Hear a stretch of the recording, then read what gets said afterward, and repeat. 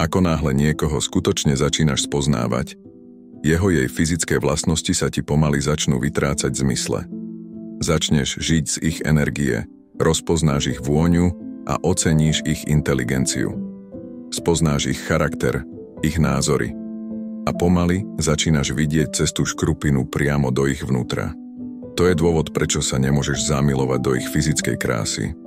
Môže ťa samozrejme ovládnuť chtíč a veľmi ľahko dokážeš podľahnúť ženskej kráse, jej krivkám, ústám alebo očiam, no trvá to len chvíľku. Môžeš ju milovať očami a telom, no nikdy nie srdcom. A práve to je dôvodom toho, že ak si skutočne s niekým vytvoríš puto, väčšina fyzických nedokonalostí je zrazu bezpredmetná. Ak sa vám páči moja tvorba, tak vás poprosím o like a hlavne odber. Nech vytvoríme spoločne silnú komunitu. Ďakujem.